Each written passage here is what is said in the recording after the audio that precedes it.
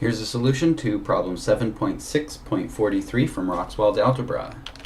So we're going to solve this rational equation and check our answer. 10 over x minus 1 plus 1 equals 20 over x squared minus 1. So again, the key to solving a rational equation is to find the least common multiple of all of the denominators so that we can clear all the denominators. So for the denominator x minus 1, of course we need a factor of x minus 1. For the denominator x squared minus 1, well, this needs to be factored, right? Before you can figure out the least common multiple, you have to have everything factored so that you don't repeat any factors you don't need. So let's factor x squared minus 1.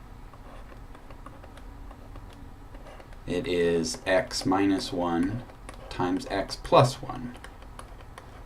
So we already have a factor of x minus 1 in the least common multiple that we're building here, so we don't need another factor. We do need a factor of x plus 1 though. So there's our least common multiple, x minus 1 times x plus 1.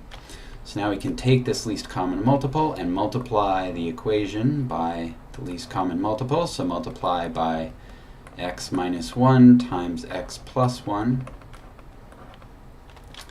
And again, we're going to distribute this like that. We get 10 times x minus 1 times x plus 1 all over x minus 1 plus x minus 1 times x plus 1. And then on the right-hand side, we get 20 times x minus 1 times x plus 1 over x squared minus 1. All right, now we can start canceling things. So in this first term, the x minus 1 cancels. In the second term, there is no denominator, so nothing cancels there.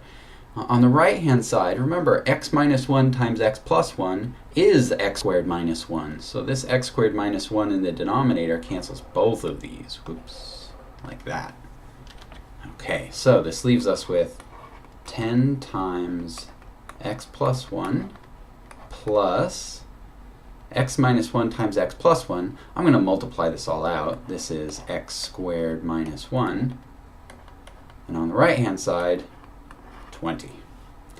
Okay, now let's get everything to one side on this equation and simplify. So we'll distribute the 10 here. 10x plus 10 plus x squared minus 1. While we're at it, let's move this 20 over to this side, equals 0. And then combine like terms.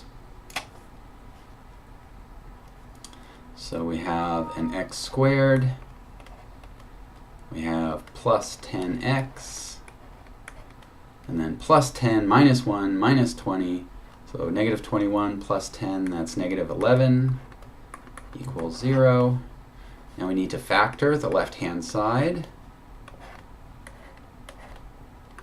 Let's see, we're going to need an x and an x.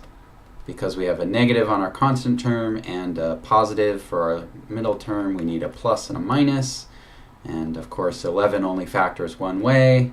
Since we need to get positive 10 in the middle, the bigger factor had better get the positive, so it should be 11 and a 1 over here. And then a quick check, x times x is x squared. 11 times minus 1 is negative 11. And 11x minus 1x is plus 10x, so this factoring is correct. Now we can use the zero product property. So x plus 11 equals 0.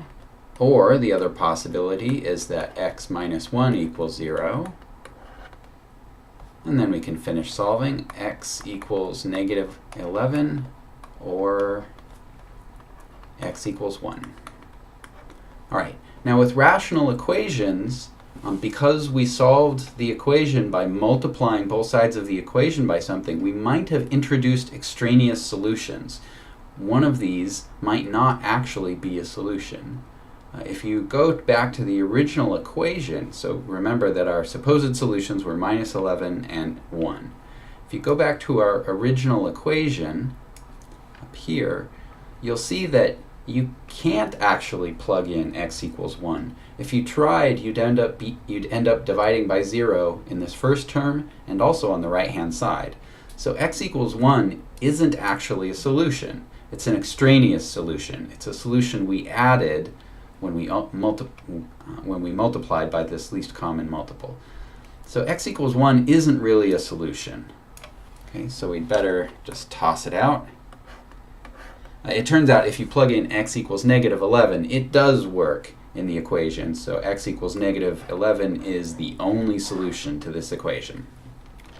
If you're doing this problem online, the numbers will be different, but the ideals will be the same.